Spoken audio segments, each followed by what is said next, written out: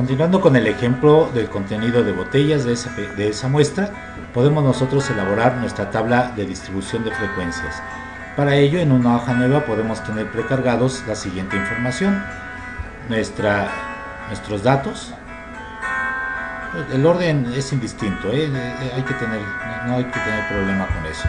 Vamos a necesitar estas celdas para que aquí podamos nosotros anotar unas fórmulas, y para la parte final vamos a necesitar armar nuestra tabla de distribución de frecuencias, y para ello necesitamos por lo menos estas columnas. Primero que nada, lo que tenemos que hacer es seleccionar nuestros datos, y eso le vamos a llamar, es nuestra matriz.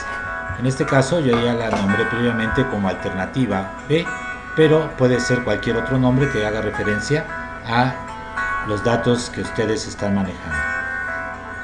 Una vez que ya tenemos definido el nombre, simplemente es anotar el nombre. Vamos a pensar que sea alternativa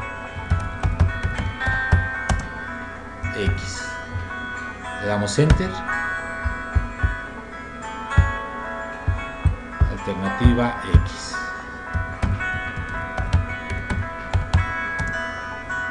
Alternativa X.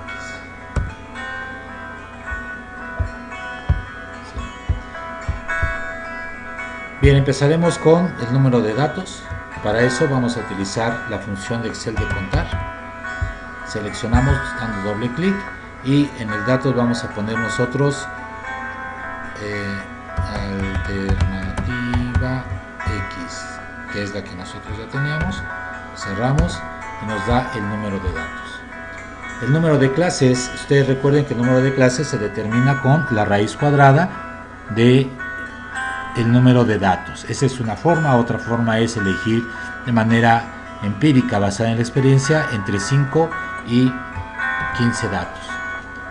Bien, para eso vamos nosotros a redondear el número. En este caso va a ser r cuadrado, la raíz cuadrada de 30. Cerramos esa primera parte.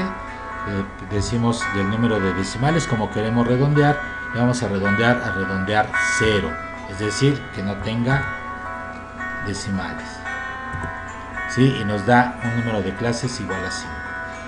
El dato mayor lo vamos a nosotros a encontrar utilizando la función de max. Max, ¿de quién? De alternativa, no, ¿cómo se llama? Nuestra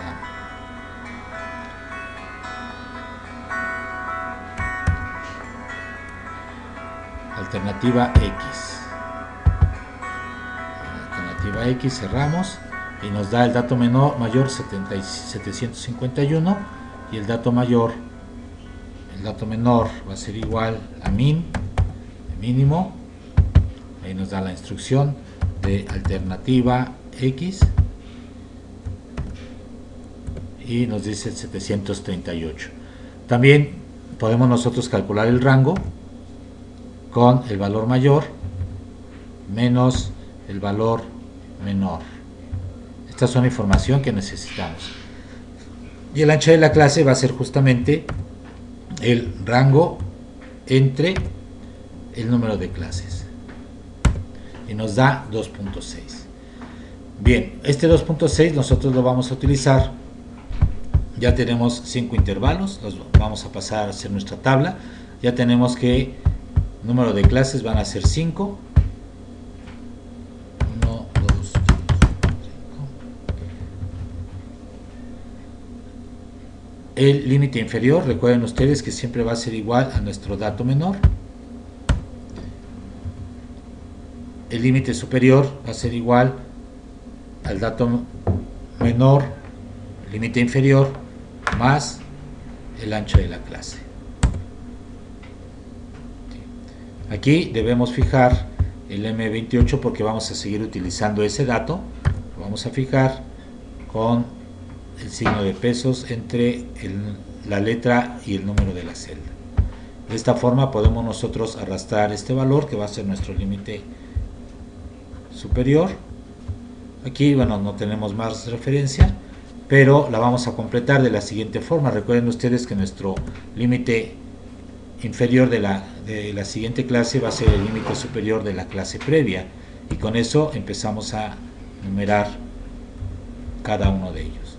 Y arrastramos los datos y tenemos ya los números.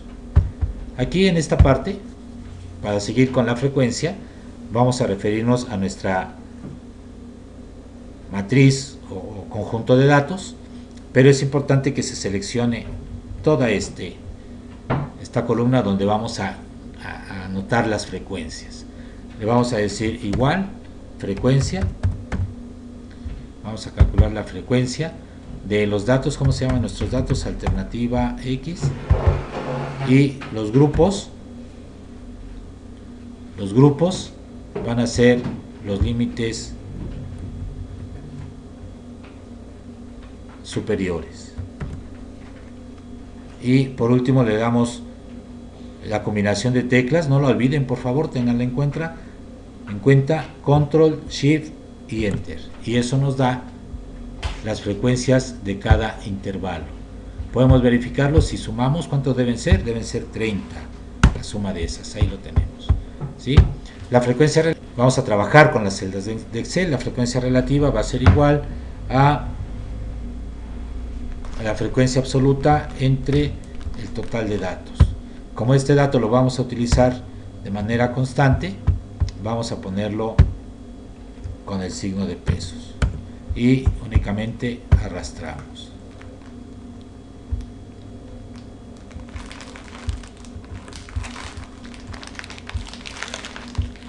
Y bueno, aquí lo único que podemos hacer es darle el formato. Si quieren expresarlo en porcentaje, simplemente se le da el formato de Excel, como ustedes ya saben. La frecuencia absoluta, la frecuencia relativa,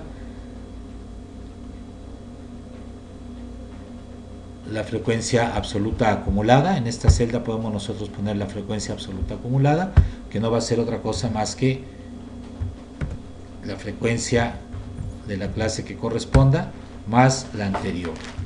Es igual a la frecuencia de la clase que corresponda más la anterior. Y una vez que establecemos esto, pues simplemente arrastramos. El último valor debe ser 30 porque corresponde al anterior más el 7.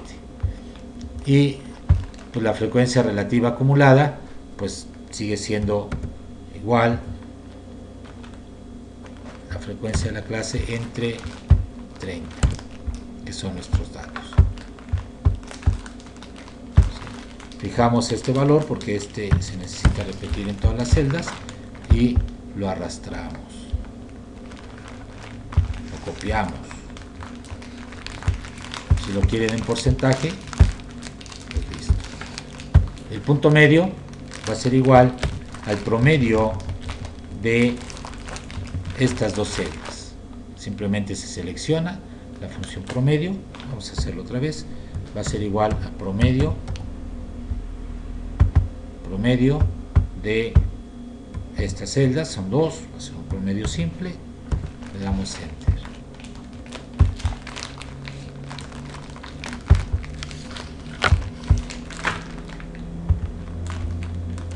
Y aquí tenemos lo necesario para nuestra tabla de distribución de frecuencias, y con ello pasar a la siguiente parte, que sería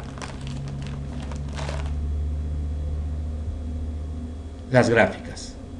Bien, esperemos que les haya resultado útil.